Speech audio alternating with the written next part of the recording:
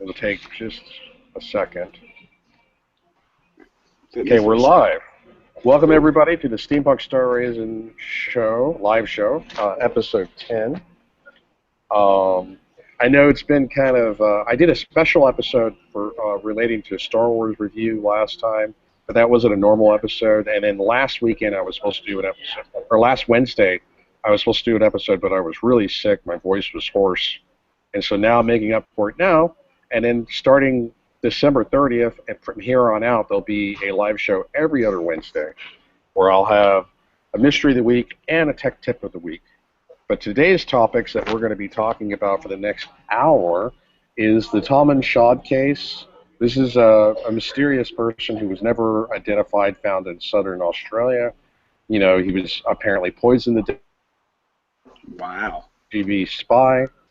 And I have tech tip of the week: how to make a homemade X-ray machine, and Chaos on the Bridge movie review, new Star Trek Beyond trailer review, my problem with JJ Abrams movies in general, and Star Wars live show TV series. Anyway, and James, introduce yourself. I don't think you've been on this show before. I'm James Jackson. I'm a big Doctor Who fan, but I do like mysteries and unsolved mysteries. So I'm Okay, yeah. open. Oh, sorry, I didn't mean to interrupt. Go ahead, James. My apologies. Okay, I'm open-minded. Live in Georgia. 49 years old. Been on the same job 25 years. That's pretty much about it. What's your job? I'm I work in backing in the carpet industry. I'm one who put the backing on the carpet. So when Oh, you lay on okay. the floor, yeah. Well, yeah, I mean, the list that I came up with is only a guide. I like to go by a guide, but we can always stray off topic, and if you feel like the need to talk about Doctor Who, we can. Occasionally, I do talk about Doctor Who. I'm a casual fan of Doctor Who. I like Doctor Who, but I'm a bigger fan of like Star Wars and Star Trek, or at least Same some. here. Yep. I started with the first captain that I think was Captain Kirk. Captain. And Okay, okay. And Daniel, how are you doing tonight? Okay. Yeah. Anyway, he let still has the me. Force Awakening. Yeah, The Force Awakens was, if anybody saw my last special show, because it was right after I saw The Force Awakens. It was a good, entertaining movie. I won't say it was a great movie. It was a good movie. I would give it an 8 on a scale of 1 to 10. I thought it copied A New Hope a little bit too much, and I thought it had some major plot holes. But it still didn't deter me from going to see it. I thought it was a good movie. I just won't say it's a great movie. It's my fifth favorite Star Wars film. But Ain't nothing can ever take the Return of the Empire. well, Empire Strikes yeah, Best. my favorite being I'm looking up the Taman Shud case here, if I can screen share it. The Here we go, screen share. Okay.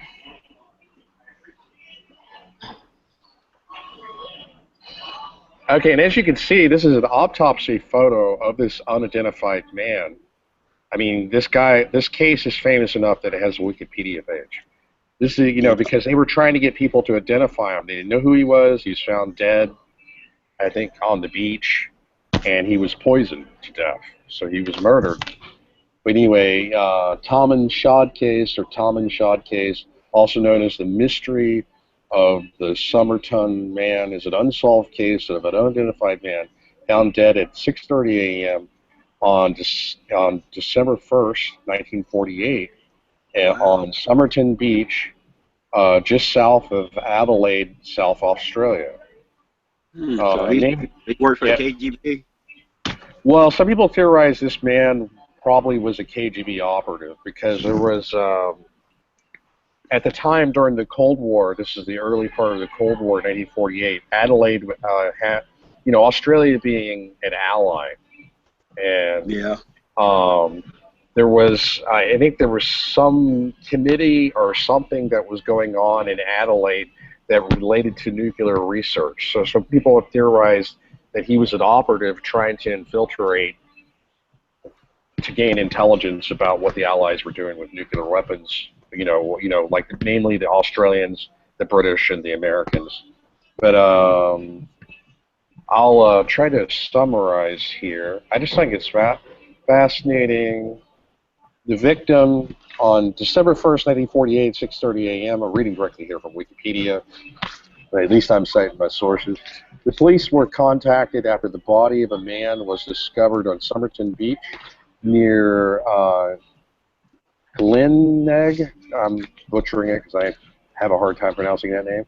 Around 11 kilometers, about 6.8 miles southwest of Adelaide, South Australia. The man was found lying in the sand across from the crippled children's home, which was on the corner of the Esplanade and Brickford Terrace. He was lying back with his head resting against the seawall, with his legs extended and his feet crossed. It was believed he died while sleeping. Unlit cigarette was on the right collar of his coat. A search of his pocket revealed an unused second-class rail ticket from Adelaide to Hindley Beach, a bus ticket to a city that could not be proved to have been used, and a narrow aluminium American comb, or aluminum. I like to say aluminium, but a half-empty packet of juicy fruit chewing gum, an Army Club cigarette packet, and anyway, you get the general idea. Yeah. But And they can identify it. they could not identify this guy, and he's still A mystery. unidentified. This was in 1948, and still unidentified. And the thing that's intriguing about the case is where the name of the case comes from. He had in a pocket, he had it stitched in secret pocket with a message with encrypted writing, which led me to believe that he was probably a spy of sorts, and he was murdered to either keep a secret or cover up a secret, or murdered because of retribution. But hold on. And the autopsy was conducted around the time of death, around 2 a.m. on December the 1st. The heart was of normal size. Let's see. The body was embalmed on December 10th, and the police were unable to get a positive identification. The police said that the first time they knew that such action was needed. Hold on. Adelaide newspaper was forced to report possible identification of the body. Hold on, I was trying to get down to the message that was found in this coat. Suitcase. Here we go. This scrap of paper, as you can see here, there's Taman's Shud. The scrap of paper with the distinctive font found hidden in the dead man's trousers, sewn in from the last page of a rare New Zealand edition of the Rubaiyat of Omar Khayyam. And so, yeah, it said, apparently this was a code book used to decipher some kind of code, and this scrap of paper was the guide to that. But he apparently wanted it hidden, so it was sewn into his trousers. Anyway, it says a tiny piece of roll-up papers with Tom and Shud printed on it, found on the top fob pocket, sewn in with the dead man's trouser pocket. Hold on. A photograph of it. Yeah, it was a cipher. The book was a cipher. And then there was, okay, here we go. Now we're getting into the code. I'm showing you a picture of the code here. And on the back of the book, faint pencil markings of 5 lines, capital letters, with the second line struck out. The struck out is now considered significant with its similarity to the 4th line indicating a mistake and thus possibly the letter's code. Um, in the book, it is unclear the first two lines begin with an M or a W. Oh, okay, with the yeah, because of the way it's crudely written. But anyway, this guy had like a code and a cipher, and he had it sewn in. He had no identity, and it's just a really bizarre case that nobody ever came forward to claim his body. Hmm. And so they had to take a picture of his autopsy. I guess they dressed him. Well, I mean, I guess it was the clothes he was wearing. They took a picture of him shortly after he had died, and so that maybe somebody would identify him. And I suspect this guy was probably a KGB operative. And get down to, I know because sometimes I can be a little bit long-winded in my descriptions, but I find it fascinating.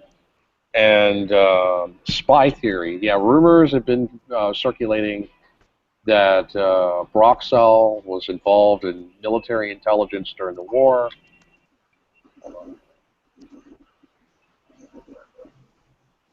Hmm. Yeah. And so, adding to the speculation that the dead man was a Soviet spy poisoned by unknown enemies. In a 1978 television interview with Broxell, the interview states, Mr. Broxell, you had been working, hadn't you, in an intelligence unit before you met this young woman. Did you talk to her about that at all? In reply, he stated no, but when asked if she could be known, Broxell replied, not unless somebody else told her. When the interviewer began to suggest that there was a spy connection, Broxell replied after the pause. I think Broxell was like one of the police officers that was investigating. Hmm. And anyway, so I don't know. Sorry, Sounds I know. I'm probably boring the crap out of you guys. I know it's a little bit long-winded and a little bit technical description, but this is like what you do is CSI kind of stuff. It's very technical, very analytical. But anyway, before I move on to the next topic, do you guys have anything else to add about this case? I just thought this was interesting. it sound like it's a cover up to me. I have no identification. Well, I mean, I'm sure that there's people in the United States State Department and people who have access to classified information that know this guy's identity. In my Exactly. opinion, he's probably a Soviet spy, and there was a lot of things that were there was I can't remember. I think there was a meeting with like the Joint Chiefs of NATO, or there was a meeting discussing something with nuclear secrets that happened in this Australian city, and some people have theorized over the years that that was the connection to the case, and that's why this guy was there. He was trying to spy and get intel, and then maybe somebody got word that he was a spy, and they killed him, and they couldn't release his identity because then it would release classified information. So I'm pretty sure that somebody in the Australian government and somebody in the U.S. government knows who he is, but they're afraid to reveal who he is because then it would reveal a bunch of other things that happened. Oh yeah. But You like X Files. yeah, like X Files, and anyway. So if you have no more comments, Daniel, do you have any comments about this case? No, it's probably a spy. Probably a spy. Okay. Well, I will move on to topic number 2, uh, which is Tech Tip of the Week. I talked about this off camera, and I will give a word of caution. You only do this for entertainment purposes only. But yeah, the best way to make a homemade X-ray machine, this is my Tech Tip of the Week, is if you have a CRT television or you have an old CRT computer monitor. I don't know if any of you guys ever opened one up. I've opened one up because I used to do computer repair, and I actually repaired a CRT monitor. A lot of people don't realize that old televisions, old CRT monitors emit an immense level of X-rays. And so what you can do is if you open up the chassis, they have really heavy lead shielding. And what you do is you remove the lead shielding, and the television set doesn't even have to be fully functional. It just has to have power. The power supply has to work, and if you remove the lead shielding, it will emit in a concentrated form of X-rays. And you can use photosensitive paper, and there's tips to do this on the internet. You can just look up how to make a homemade X-ray machine. But you can take like photosensitive paper and still have it sealed. And my video went out for some reason. You can have it. You can have it seal. You can have photosensitive paper, and you would want to put it. Okay. Audio go out too? Oh, what happened? Sound like the video went out, then the audio went out. Might have to come back. Oh,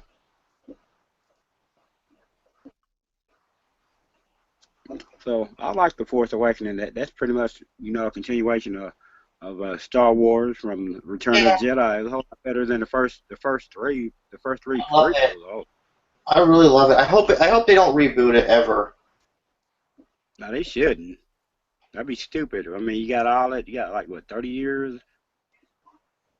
Like, I don't know. I'm hearing that they might reboot it in like 40 to 50 years, and I'm like, I don't care. I know I don't. I never want them to reboot it. You know what I mean? Like, I mean, oh my God, the backlash would be crazy. I mean, they haven't Exactly.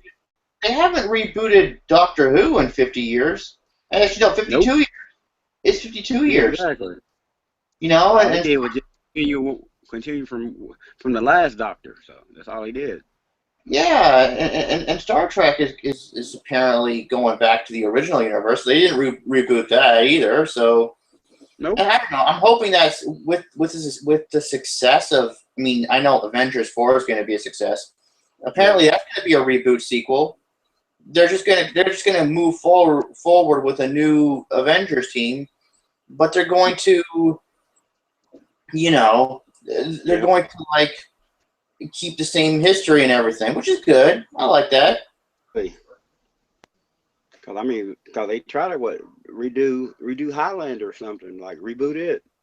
Hmm. But yeah, you can't. But I'm used to seeing Christopher Lambert playing Connor McLeod and Adrian Paul playing Duncan McLeod. I got so used to those guys. It'd be weird seeing somebody else playing characters that I grew up with watching.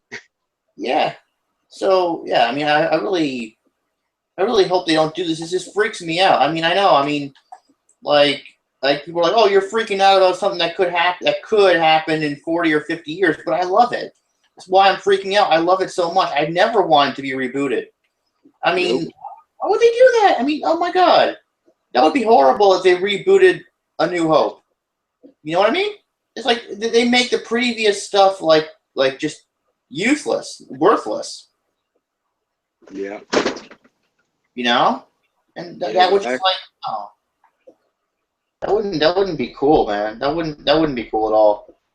But Disney My probably apologies, guys. For some reason, my internet connection crapped out. did Wi-Fi go out or something? I don't know. My internet connection crapped out. It said the connection was lost. I guess maybe they didn't like me talking about how to make a homemade X-ray machine. I don't know. But yeah, basically you can get photosensitive paper. You can have it sealed. You can have a pack of photosensitive paper, and you can have it sealed in cardboard. And you place it on top of the CRT monitor, and you have a switch, and you switch it on for only like a second or two. Then um, you have X-ray photography. It's a cheap way of making your own X-ray machine, but I must warn you that you do not want to expose yourself to too much X-ray radiation. If you build such a device, a homemade X-ray machine, you definitely want to put a switch on it, and you only want to switch it on for a second or two.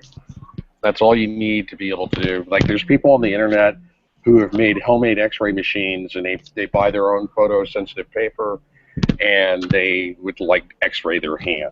So how cool is that? You could just like X-ray your own hand, and as long as you use common sense, it's not too dangerous as long as you only, like I said, leave it on for a second or two. Oh, But okay. yeah.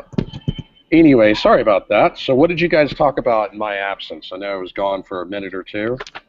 Now we're talking about how Disney might be trying to reboot Star Wars, like Yeah, Daniel was talking about that the other day. I don't think it matters. If they're going to reboot Star Wars in 40 or 50 years, it's bound to happen. We probably won't know about it, and it'll be after we're long gone, and it'll be different executives making that decision. And I guess it all depends on how well the movies are done. And the one interesting thing was I originally heard that Rogue One was supposed to be a trilogy movie, but now I hear it's just going to be a standalone movie. It's just going to be one Rogue One movie. That's news that I heard today. That there's just only going to be one Rogue One movie. But hold on, let me go on to. I've already gotten past Tech Tip of the Week. Okay, Chaos on the Bridge movie review. This is something that Daniel wanted me to talk about. Okay. All right, Daniel. You Yeah. there? Yeah, I did. Yeah, I saw a couple of weeks ago. I saw Chaos on the Bridge, directed by William Shatner. I didn't like the film. I didn't like William Shatner's angle on the film. He was talking about William Shatner. He hosts and he narrates Chaos on the Bridge. He also directs it, and he is basically an investigation to the early days of production with Gene Roddenberry and Star Trek: Next Generation, about how there was a quest for power, and Gene Roddenberry was desperate to keep his power. I'm quoting William Shatner here, and it was the documentary was highly critical of Gene Roddenberry, and I didn't like it because of it. I thought it was unfairly critical of him. I don't feel that Gene Roddenberry was in a quest for power. He was in a quest to make sure that his vision of Star Trek was clarified, because Exactly. in the original Star Trek, he had to make so many compromises. You know, he originally wanted a woman first officer, Yep. and the studios were like, well, women should only be like nurses and secretaries, you know. And so he had to make a lot of compromises that he felt sacrificed the show's quality. And he said time and time again in several interviews in the late 80s that Next Generation was much closer to his true vision of Star Trek than the original Star Trek. So I don't think it was a quest for power. It was a quest for clarity. You had all these writers that William Shatner interviews that were like still bitter about Gene Roddenberry. Some of them had gotten fired in the second season of Next Generation with Gene Roddenberry. And I can't remember the writer's name right now, but he was just basically saying that Gene Roddenberry was kooky. His visions of the future were kooky and unrealistic. And I was like, man. And he's like, that was the best thing that ever happened to me, Gene Roddenberry firing me. And this was the same guy who created the Borg, which I admire him for creating the Borg as a villain. But you know, the fact that he was so defiant of Gene Roddenberry and would insult him to his face, he shouldn't be surprised that he got fired. And Mm-hmm. he said that it was the best thing that ever happened to him, but Yeah. he But he sounded here's my really he problem. sounded real bitter about it in the interview. Sorry, go Here's ahead. my problem with that. Doctor Who was on at the same time. You know, they had the Daleks, they had the Cybermen. Sound like the Borg is a amalgamation of Cybermen and the Daleks to me. You know, they pretty much look Yeah, like. I mean, it does borrow from that. They say that good artists borrow, great artists steal. I mean, I Yeah. have no problem with similarities between the Cybermen and the Borg. I mean, the Borg took it in a little bit darker, different way than the Cybermen did. Yeah. But, I mean, yeah, there are some similarities, and you could make that argument. But they did change up some things. But, yeah, I mean, and another criticism in Chaos on the Bridge is they said that Gene Roddenberry created Q, and Q seemed so out of place in the first episode, like Encounter at Farpoint. The Yeah. screenwriter, I can't remember her name. I'm really bad at remembering names, but she co-wrote. She was credited as co-writer for the pilot of Next Generation, and she Wow. was complaining about Gene Roddenberry getting a co-write because these screenwriters they get royalties every time the episode airs on television. They get royalties as a screenwriter for the episode. So she was basically pissing and moaning that Gene Roddenberry got 50% of her royalties. Well, I'm like, man, he created Star Trek. Exactly. He's the It's an creator. honor that you even got to work for him, and you're pissing and moaning that he got 50% of your royalties. No, you got 50% of his royalties. And I just, you know, with William He was being Shatner generous. interview, Yeah, with William Shatner interviewing all these writers who had grievance against Gene Roddenberry, it just seemed like a fishing expedition to look for any little tiny piece of crap that they could pull up on him. And it sounded so petty. Because what happened was Encounter at Farpoint wasn't supposed to have Q in it. And I thought that was an interesting story. The original first draft didn't have Q in it at all. You know who added Q and you know who created Q? Gene Roddenberry. And I thought that was one of the best characters in Next Generation and made the show more interesting. I mean, plus it went to all the Star Trek universe, went to Voyager. Voyager, yeah. I mean, he was everywhere. Q was in Voyager, and he was also in one episode of Deep Space Nine. Oh, yeah, got popped in the mouth by Cisco. Yeah, he did. He never came back after that. Nope. Picard never hit me. I'm not Picard. Yeah, I thought that was funny. And a lot of the screenwriters were criticizing Q, the creation of the character Q, and they were criticizing Gene Roddenberry, trying to say that he was a hypocrite. Well, he basically created a god character, and he's an atheist creating a god character. This is what they said on Chaos on the Bridge, and I'm like, no, he wasn't. Q wasn't a god. Gene Roddenberry was referring to. Arthur C. Clarke said that any sufficiently advanced technology is indistinguishable from magic. I love that phrase. And so basically the Q continuum, which Q was a member of, they were an alien race that they had been around for billions of years, and they were so sufficiently advanced. They were highly advanced, much more so than the Federation, that they seemed godlike even though they weren't gods. They had godlike powers, but they weren't gods. They just had sophisticated technology. And the genius of Gene Roddenberry creating Q wasn't an allegory to God, in my opinion. It was Gene Roddenberry responding to his vocal critics.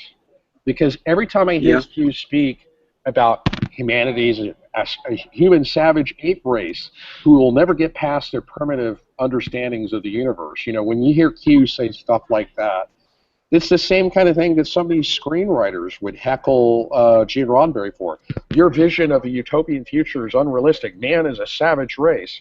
And that's what Gene Roddenberry was doing with Q. He was taking all the voices of those screenwriters that said that his vision of the future was hokey and unrealistic, and he was putting them into a metaphoric mouthpiece of Q, and that was the best character. I wouldn't say it's the best character, but one of the best characters of Next Generation. And if you had Encounter at Farpoint without Q, it wouldn't have been nearly as interesting. Exactly, and plus, same thing when you had Whoopi Goldberg playing Guinan, you know.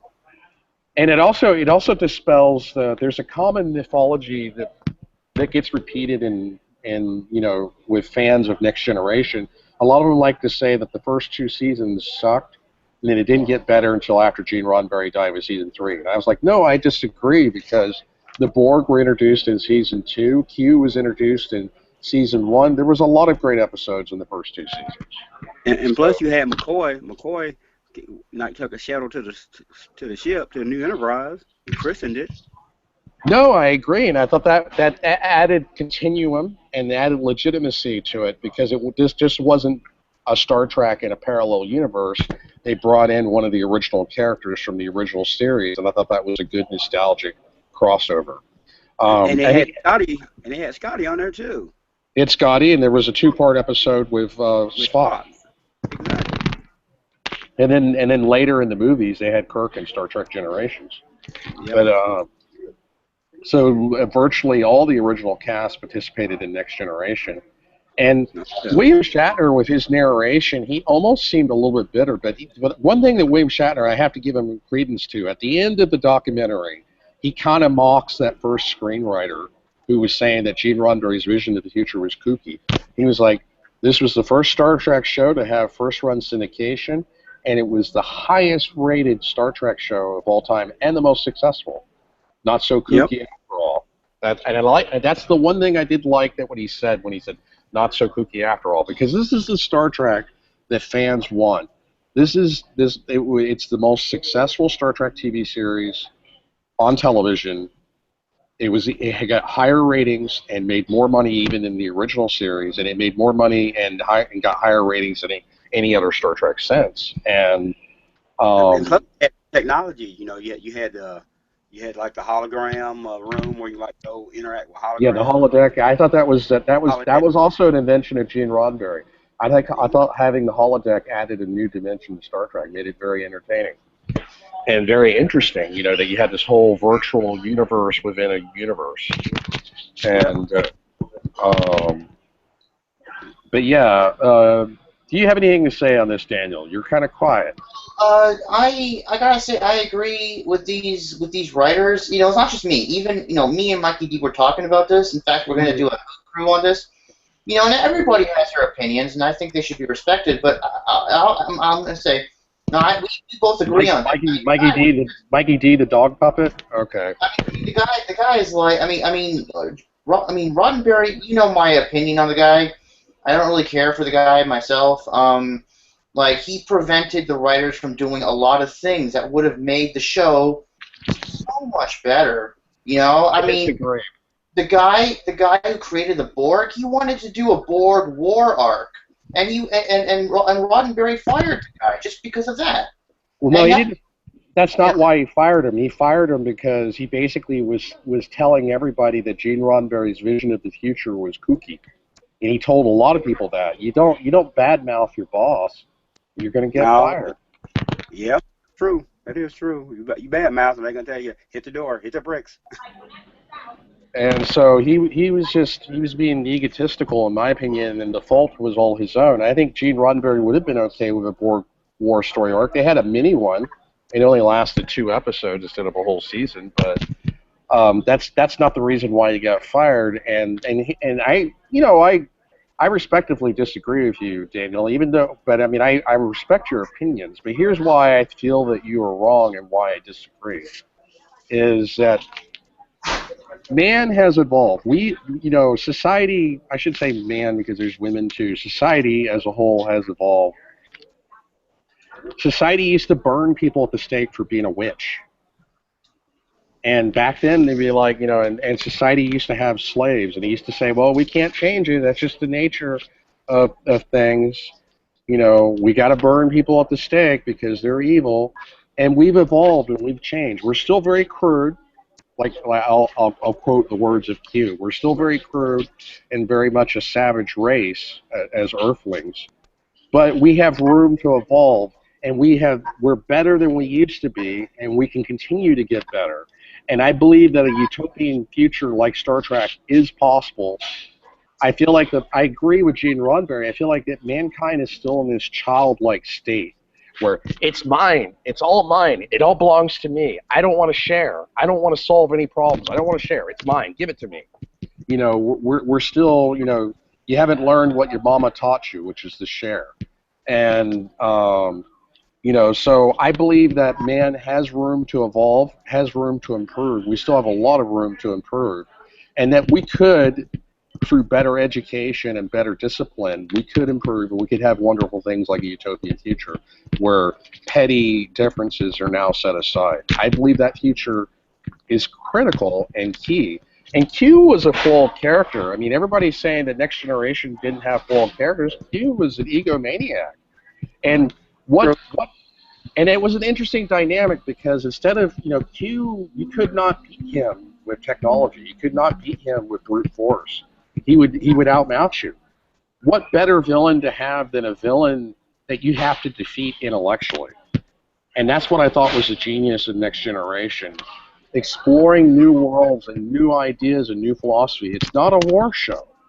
It's not Star Wars. Star Trek was never meant to be Star Wars, and I stand firm with that opinion. I mean, but I respect your opinion too. Like Gene Roddenberry says, Star Trek must have been like wagon train of stars. Different people coming along, getting together. That's all it was. Yeah, and it's a show about exploration and exploring new ideas and posing philosophical questions. Star Trek was heavily influenced by Twilight Zone. That's why I like Star Trek Enterprise too. I like that too. That was a pretty cool show. Scott Bakula playing the first captain. But I mean, I respect your opinion, Daniel. I mean, because I am a true follower of the philosophy of Gene Roddenberry. you should never berate or belittle people for their opinions, even if you disagree with them. I respect your opinion. I feel that you're wrong in that sense, but I do respect you as a person, and I respect your opinion, Daniel. Okay. Just no. Like also, it's not just that writer. I mean, who was saying that. Like I told you, even Brent Spiner said that same thing. He kind of said like Gene's vision was kind of like silly, kind of kooky a while back. Well, I just explained why I don't feel it's kooky. So, do you guys have it? Before I move on to the next topic, do you guys have any other words to add about the Chaos on the Bridge movie review? Well, I would. Go ahead. Go ahead. No, you go ahead, John. James, go ahead, James, please. Thank you. Well, I look at it like this. Gene Roddenberry grew up in what 1940s and 50s and stuff. Yeah, he was a World War II veteran, and in the 1950s he was a police officer, which is amazing. They had a little bit different thing, social society thing that we got now. See, we have evolved now. You got to evolve with the times. I can agree with you and Daniel. Okay. Gene Roddenberry, he had a broad vision, but he just needed to catch up. The time needed to catch up with him what it was, and then it finally has. Yeah, I guess the final word on Chaos on the Bridge is I would just say that I felt it was a little bit unfair to Gene Roddenberry because he wasn't questing for power; he was questing for clarity of his vision. That's all. And Star Trek was his baby, so he's the man who created it. I'm trying to protect my baby too. And Daniel, you have to admit that you at least love Gene Roddenberry because if it wasn't for Gene Roddenberry, Star Trek would have never existed. So exactly. Yeah, I guess. Yeah. You wouldn't have no Kirk, no Spock, no Q, no Klingon, no nothing. I wish Federation.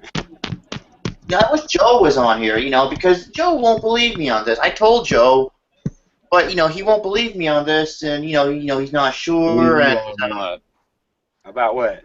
About the whole Chaos on the Bridge thing, and like the whole thing. I told him about what Chris told me, and he kind of doesn't really. He's not really sure about it, And if he was here, maybe he can get Chris to actually confirm that, Well, I mean, it was interesting, but overall I didn't really like the film because I thought it was too critical, and you had all these screenwriters who they seemed really petty and really uptight, and Gene Roddenberry wasn't there to defend himself. They were insulting him, and there was even one.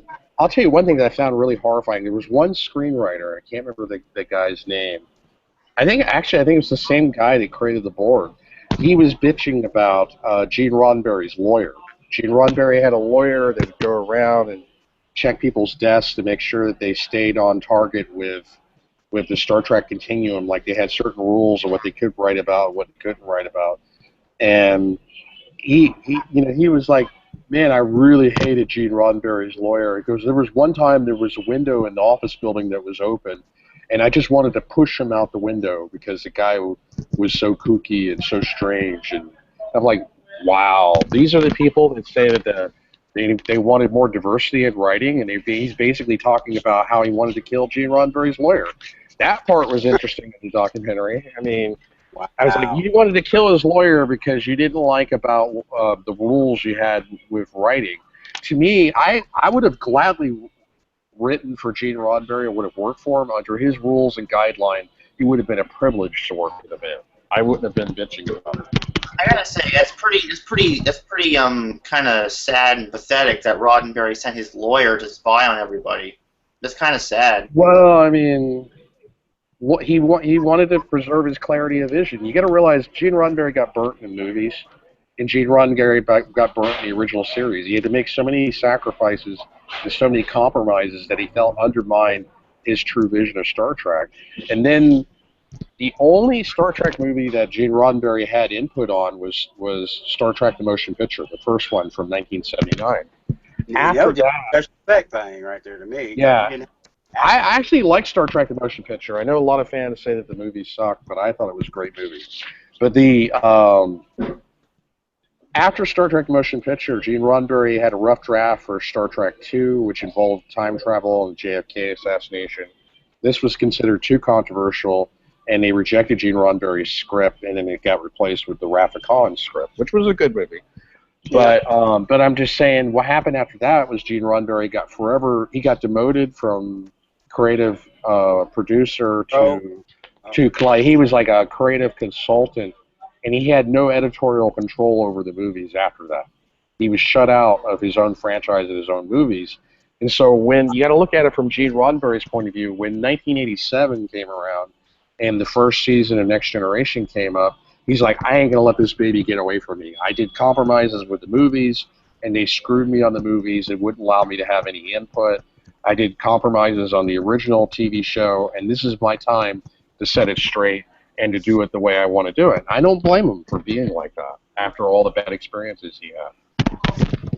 Yeah, also, Gene Roddenberry, I told you this, Gene Roddenberry hated the Wrath of Khan. He hated the Wrath of Khan. He was actually criticizing the people who were doing it. He was trying to destroy it because he didn't like certain things about it, like the space battles. He didn't like the space battles. He's like, oh no, this is not. I don't want it to have all these space battles in it, and, all that crap. You know, he was just like you know, and until they had to kick him off. They had to kick him off the thing because he was like so against it. But hey, guess what? It was really successful.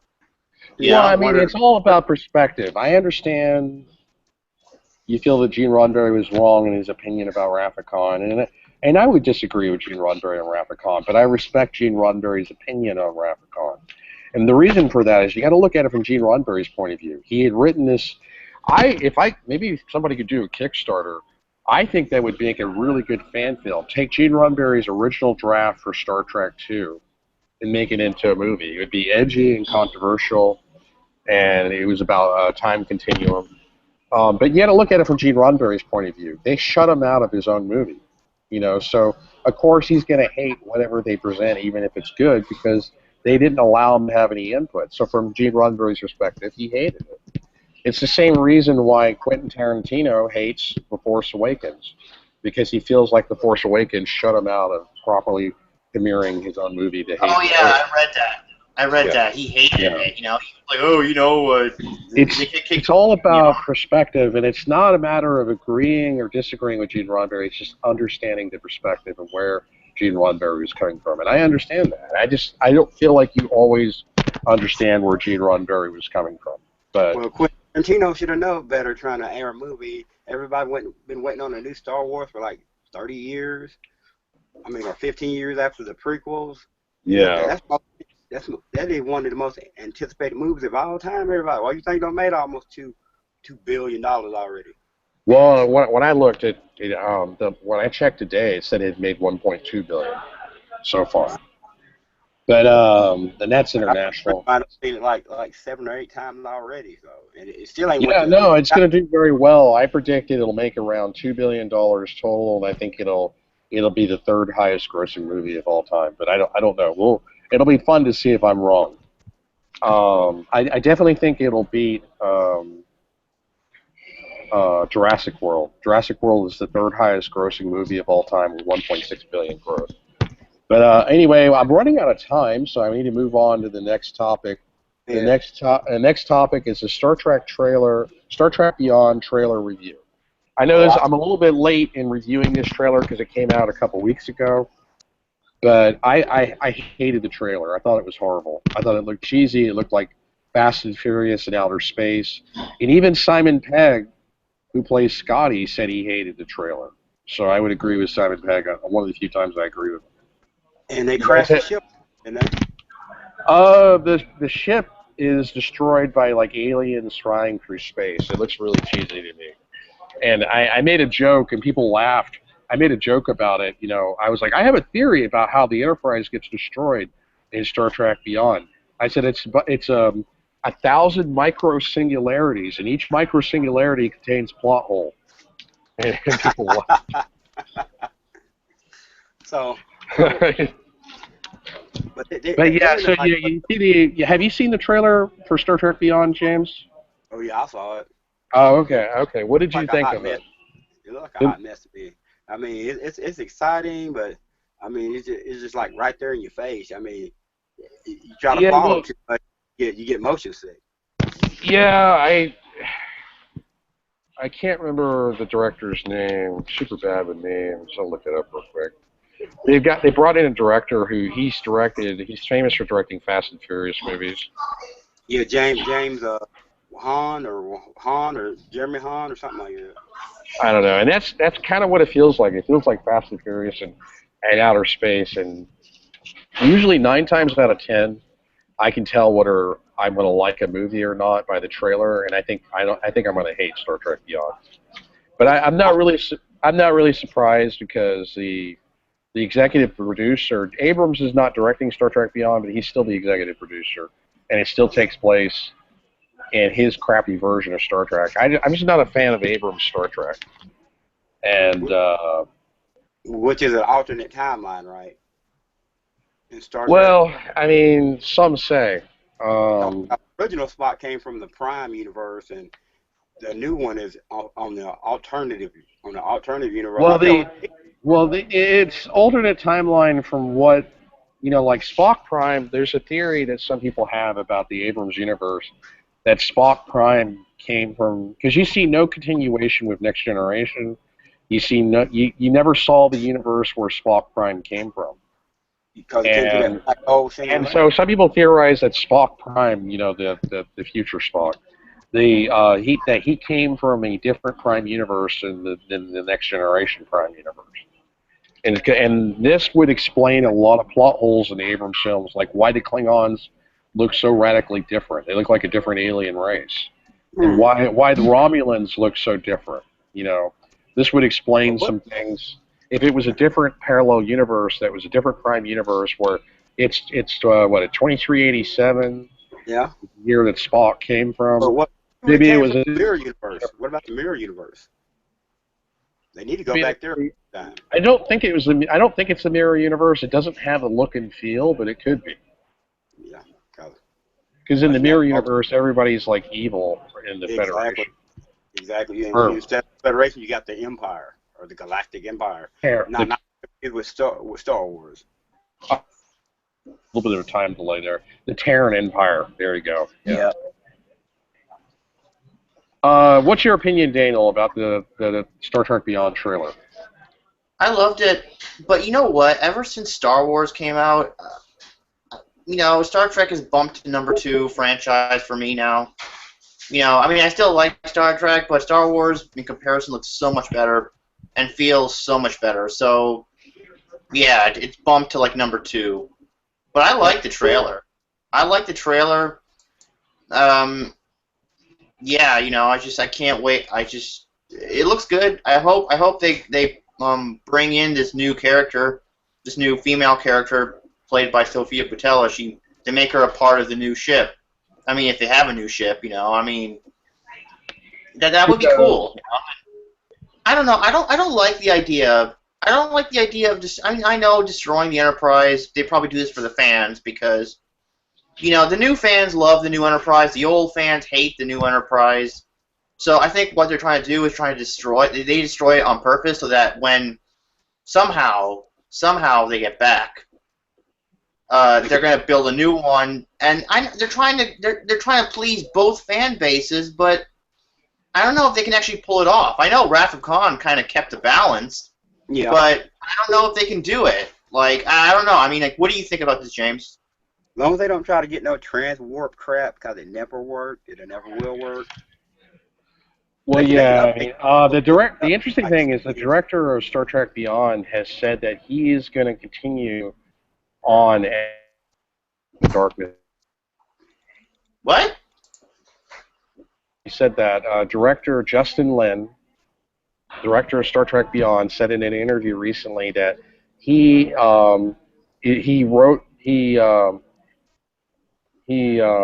is going on with the story of Star Trek Beyond, and he's not going to provide any continuity with Star Trek Into Darkness. It's going to be like Star Trek Into Darkness never happened, because even JJ Abrams said that Star Trek Into Darkness had a lot of flaws. Well, Star Trek Darkness has gotten a lot of criticism in recent years, and it was voted the worst Star Trek film on the internet by Star Trek fans. And Really? so, yeah, so the producers are actually kind of scared of that, and they're starting.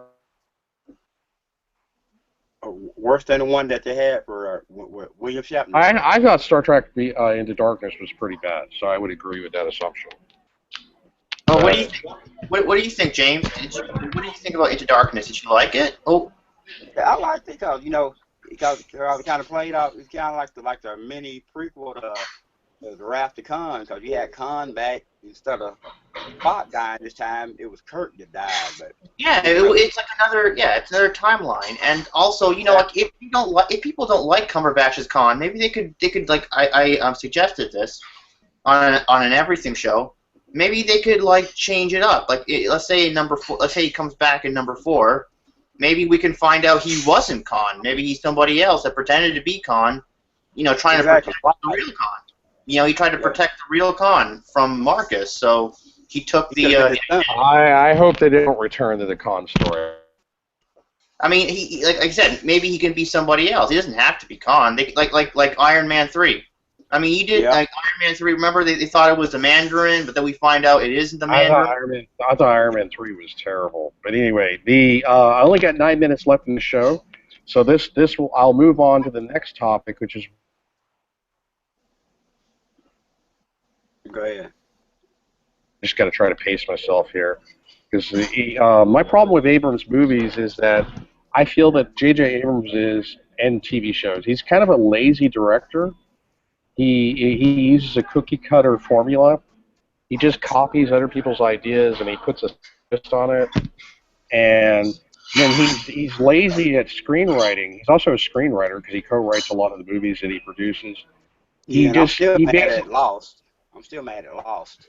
Oh, I never saw Lost. So was it that bad? They had a really bad ending. What happened with Lost? I don't care. Spoil it. Pretty much. Yeah. So, and like he did Fringe, and that was basically a rip-off of X-Files. It was you had the female character who's like law enforcement investigating paranormal events. It's the same setup as X-Files, and. Yeah, pretty much. And they had like a Mulder character, Joshua Jackson, pretty much. I mean, Abrams is obviously good at networking because his protege was Michael Bay. He wrote the screenplay for Armageddon, which Michael Bay directed. Michael Bay was the guy that pretty much was a career. And you can see his unduly influence on Abrams because he likes to go from scene to scene with very little transition, just a lot of snap action, popcorn action. He's lazy with screenwriting because it's like, man, this is just. Yeah, and ruining my Transformers. Each movie gets worse and worse. Well, yeah, Michael Bay is a bad director too, but yeah, the Abrams, he came to prominence at an early age as a director, and it's just a 9-to-5 job to him because you see, like he comes off as a little bit snooty. Track, but I wanted to make it into something I liked. Yeah, well, as long as they don't try to remake Back to the Future or something like that, ain't nothing wrong with it. It's perfect like it is. Well, yeah, I mean, I guess my criticism with Abrams is that most of his movies have plot holes. Like even The Force Awakens has some massive plot holes at the end. I'm hoping it in Episode 8, and I'm delighted that Abrams is not directing Episode 8. I liked Episode 7. He had other influences. It wasn't just Abrams working alone. But I felt that lazy doing a repeat of the Death Star, and it was a little bit lazy.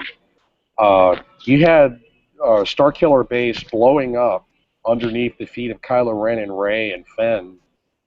How did they get off without dying? I mean, a planet-sized explosion. I can understand if you took off right before it exploded. It's already exploding underneath your feet. How would you survive that? It made no sense to me. That's a massive plot hole. And Rey just becoming super powerful. Like Luke was strong in the Force, and he struggled even with some training from Obi-Wan Kenobi. He struggled to be able to get his lightsaber from the ice creature. I got a theory about that. I think she is Luke's daughter or something. He don't mind wiped her or something. Something will happen to her. Yeah, mind wipe. Yeah. You think that she received training at an earlier age? She did, and it just came back to her all at once. Okay. Yeah, I wonder what her midichlorian count. I wonder what her midichlorian count is. It's over 9,000. There you go. or 8,000. Yeah, I think Anakin Skywalker's midichlorian count was 20,000.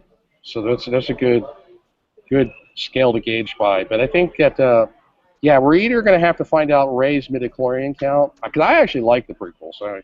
I like bringing that stuff up that irks fans that hate the prequels. I seen on the internet where they said that Jar Jar Binks was a dark Sith. I'm like, really? Yeah, that was the funniest internet meme I had ever seen. That was delightfully entertaining.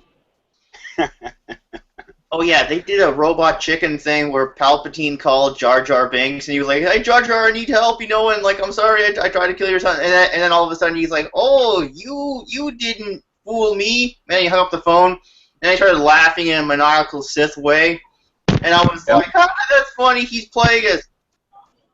Well, for the sake of pacing, we got 4 minutes left, and the last topic I wanted to talk about, we only got 4 minutes, is new Star Wars live-action TV series. Daniel, you have a little bit more information about that than I do. Tell me about that. Yeah. They're gonna like Netflix wants to do 3. Yeah, Disney and Netflix are talking right now, and they want to do 3 live-action TV series, and that makes me really excited. I hope that we get a TV series. One of them set in, one of them set like post Episode 7, like between Episode 7 and 8. That'd be kind of cool. I mean, a lot of people have been talking about like an Old Republic series, and I'm like, well, I don't know. You guys know how I feel about prequels, right? And like especially one that takes place like thousands of years in the past. But I'm like, okay, maybe we can have like one set in the Old Republic, one series in the Old Republic, another series set after the events of Episode 6, because we know that time frame needs to be explored. And then after Episode 7. I had no problem with having something in the Old Republic set 1,000 years in the past, because then you could explore the Sith Empire. The Sith Empire is something that's never been explored, and I think that would be interesting. That's when you had... it was originally considered canon, but it's now up in the air whether it's canon. But originally, the way the timeline was originally set up, you used to have a Sith Empire. Before the rule of 2, you had thousands of Sith. Sith used to be as common as Jedi. And that would be an interesting theme to explore, I think. And it happens so far in the past that it has no direct bearing on current events, so it would still be a mystery as to what happened to all the characters. I know, that'd be cool. Also, you know what? Technology back then wasn't as good as technology in the prequels or sequels or the originals. It took thousands of years for starships to travel between star systems. So I'm so half of them had to be like frozen or whatever, suspended animation. Yeah. So yeah, so that's kind of interesting. I mean, I wouldn't mind a series in that area of time, as long as we have a series set after Episode 6 and another one set after Episode 7. Yeah, I want a Star Trek. I want a Star Trek set like 1,000 years in the future, or at least 500 years in the future. So any word on? Yeah, Daniel. Any word on what the new Star Trek TV series is going to be about? Nobody really needs to know what it's about. They're keeping it under tight wrap. Mum's the word kind of thing. We don't hear nothing. There's no information. It's really tight. I tell you, it'd be descendants of Kirk, it'd be descendants of Picard. Have like the descendants of the originals on the ship together. That'd be awesome. No, it would be. It would be awesome. I think I'm going to have to wrap this up, guys, because we got less than a minute left. But thanks for being on my show. This is Steampunk Star Raisin out. You have a nice day, and I will see you 25 billion years. I will. Okay. Out on